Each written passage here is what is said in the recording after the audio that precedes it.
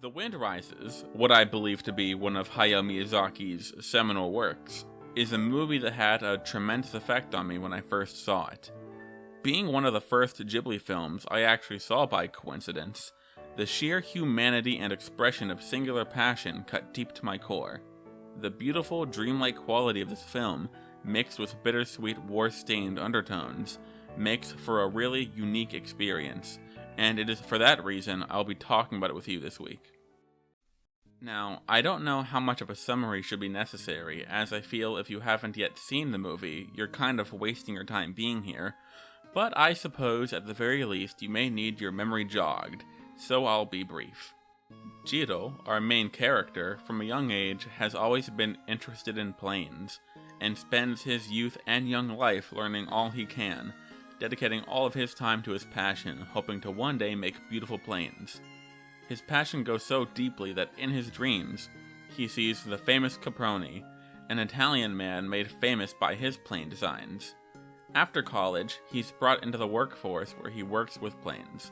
As he rises in the ranks, he is sent to Germany to observe their plane technology as part of their partnership with Germany, and while there, he has a fateful encounter with a woman who he had briefly met years prior, Nahoko.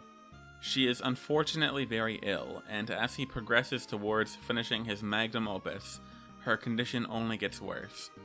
In fear of losing any more time, they get married despite knowing that she does not have much time left. As he finally finishes his project, Nahoko leaves before anyone can see her so she can ensure that Jiro doesn't see her die, preserving the memory of her without it being tainted by death. Jiro's plane flies and goes down in history as a legendary masterpiece. This is of course massively abridged, but I imagine it gets the point across well enough. Now, The Wind Rises has a lot to say about a lot of things, so I will try my best to break it down section by section. I want to avoid this being extremely long, but I also don't want to end up saying nothing important. So let's see how well I can balance that tightrope. One thing that is given a lot of attention is the romanticism of dreams, and in this case flight. In media, we tend to romanticize dreams, and putting everything aside to chase after your dreams. Dreams give us hope, they give us purpose, and they give us a reason to live. In the real world, we're often stuck in our day-to-day lives, not able to chase after the things we care about, as the simple fact is some things just take precedence. But in fiction, we can watch dreamers fight against the odds for what they care about, and it gives us hope. With Jiro, even at the start of the movie, we see how he's been in love with planes as a young child, showing us how for his whole life, planes held a childlike wonder and dreamlike quality. In his dream, as he flies, he chases away the shadows. In this case, I feel the shadows could easily represent the darkness of the real world, or the dreariness of life without dreams, but I won't look too deeply into that as it's mostly speculation. In his dream, he meets the legendary Caproni, and Jiro learns that his dreams are not his alone. Caproni comes from a place later in life, the place where Jiro will one day go. This is a man who has essentially reached his dreams, the dreams Jiro will strive for. Caproni is the idol that Jiro will look up to, essentially for the rest of his life. At the end of his dream, Caproni tells Jiro that planes are not for war, or money, showing he has no interest in war, only in what will allow him to make planes. Despite all the darkness in the world, he will fight on to pursue his dreams. But the movie doesn't waste much time leaving us in a fantasy land. Very quickly, it lets us know that things are not necessarily as black and white as simply fighting for your dream, and the rest of the movie will touch on this idea. Even from the start, we feel rumblings of the undercurrents of war. In Jiro's initial dream, it is abruptly ended as he is shot down, a not too subtle metaphor for the kinds of things to come. In his other dream, Caproni goes on about how their dream is tied to war, even if he makes it clear he doesn't make planes with war in mind. Regardless, it is undeniable that their dreams would be unable to exist if not for war, and I think that's poignant. It's mentioned by Jiro's friend that the price of one plane fitting, the one used for war, would feed many hungry children, showing how money and food are wasted on murder and bloodshed when people are starving in a country that is just entering the world stage. But in my opinion, if given the option, Jiro wouldn't give up the plane budget in exchange for feeding the poor. Too lost in his dream, though that's just my opinion. The film makes important note to show us just this time and time again, all throughout the film. All of the events, everything that moves the plot forward, goes back to the central world conflict of the time, both World War I and World War II. During this time, aviation became one of the most important tools of war, and everyone was racing to have the best of the best. It is exactly this that allows Jiro to pursue his dream, and likely war is also the only reason he ever learned of his dream in the first place. Progress is often carried on the back of war, and so the two are essentially intertwined. And so one must ask if it's even moral for Jiro to be doing what he is doing. For those of you unaware, during this particular conflict, Japan was sided and partnered with Germany, and I don't believe I need to get into the specifics of how this is morally dubious at best. Jiro's dream actively requires he be an active participant in one of the world's bloodiest conflicts, on the side of who I'll take the liberty of calling the bad guys. Of course, Jiro holds no political opinions here, or at the very least, none that he really vocalizes at any point. But regardless, he has made the conscious choice that he will put his dreams above any possible moral quandaries he may have. And really, that's a conversation many people must have when it comes to life. Where do you place your values? If there's something you desire, how much are you willing to sacrifice for it? Are there things you won't do? Things that you will do? In conversations like this, it almost feels inadequate to talk about things like right or wrong, black and white, or what have you. In fact, it is exactly that kind of thing that people like Jiro, and many of us, I think, cast aside in order to achieve their own self-interest. We can talk all day about what we think other people should do, and whether or not they're right or wrong, but there's definitely a time and place for that. In discussions like these, it almost seems irrelevant. It certainly is for Jiro, and he makes that perfectly clear in how he treats the story he's in. You can tell a lot of Jiro just from where the plot focuses its attention. You'd be forgiven if you had forgotten much of the plot details outside of what's happening directly to Jiro. The film does show us a lot of political intrigue, espionage, secret police, and secret dealings. I'm certain there's even more happening beneath the hood that we're not even privy to. This is seen no better than with the side character of Castorp, a kind German man that Jiro meets. At the time, he really seems like nothing but a kind man, interested in love and the joy of the fleeting nature of a summer romance. But he starts to speak to Jiro of the political sphere, and the future of Germany and Japan. We aren't given the time to go into much detail, but we hear later that he had been chased by the secret police, though I don't believe we hear about whatever happened to him. Similarly, there is a seemingly important plot beat where the secret police, for whatever reason, begin to suspect Jiro, and are after him, and so he needs to go into hiding.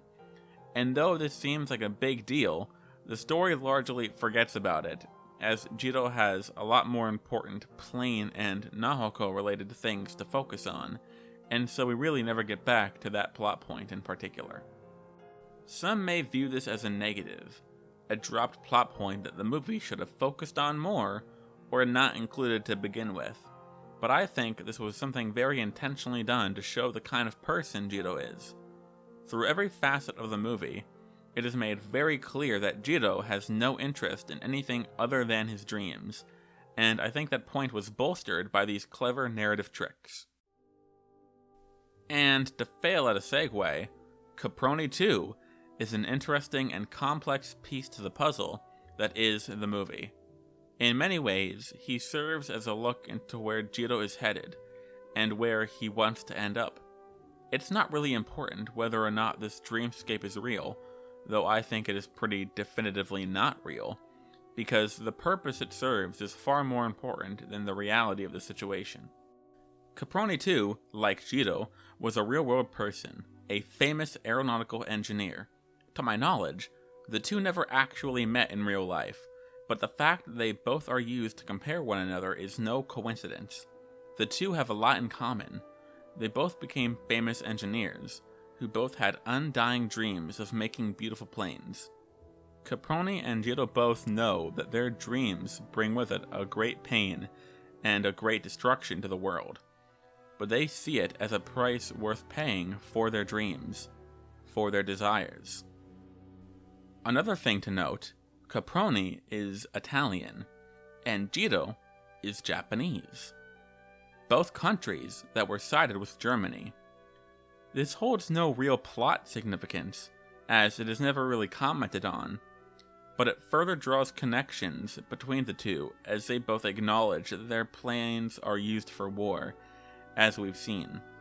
Caproni once told Jiro that artists are only creative for 10 years.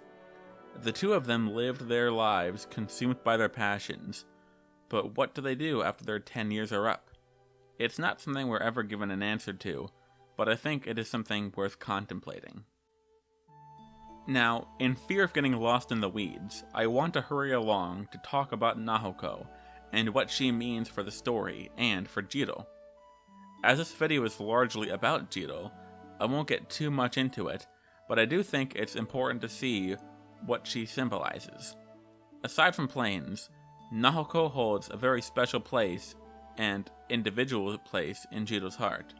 At no point does she hold him back from his dreams, but she is the only other thing to hold his attention for any extended amount of time. As she is the other passion of Jiro's life, what happens with her can be analogous to his dreams of planes. Like when Caproni says that artists are only creative for 10 years, Jiro's time with Nahoko is similarly numbered.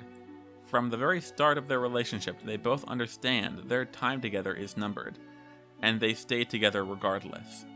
At the end of the film, when Jiro finally finishes his plane, and essentially is at the end of his 10 years, he too is at the end of the line with Nahoko, and as such she is there with him and Caproni in his dreamland, a place she has in fact always been, and always will be, or at least her memory will. We never see what comes of Jiro afterwards. We hear of how his plane goes down in history, how it becomes famous, and how not one ever returned from their trip. How this relates to Jiro, his dream, and Nahoko is clear. Yes, they never did return, but planes will never stay in the sky forever, and what is important is that for the briefest amount of time, there was nothing as beautiful. Before closing things up here, I wanted to comment on how this all connects to the writer and director Hayao Miyazaki. At the time, Miyazaki intended for this to be the last of his films, a last hurrah and goodbye to his career. You could say he had thought his 10 years as a creator were finally up, and overdue by quite a few years at that. The connection's further seen as Miyazaki himself voices the main character of Jiro. So how far does this metaphor go? Well, like planes, anime or any high-budget endeavor requires a lot of money, and as such, you are beholden to those who pay you, and so the art you are able to make is limited to what they allow you to make. In order to pursue your dreams, there are things you'll have to do and give up to make it a reality. You can also draw the connection to things like the Disney propaganda films, in that your art can be used to further a war effort you may not particularly agree with, or are just using as a means to further your craft. I don't know if Ghibli or Miyazaki did any work to help any war efforts, though I doubt it, as Miyazaki is very anti-war. Regardless, the connection stands and surely says a lot about Miyazaki himself. The Wind Rises is a very beautiful film, like I said, and it forever has a place in my mind and an effect on my soul. Many times, it is asked by Caproni if the wind is still rising, as if to ask, if there is still a chance a hope, a future, a rising wind, then we must go on and keep fighting. And if anything, that is one of the biggest takeaways we should all have. And I'll end it there.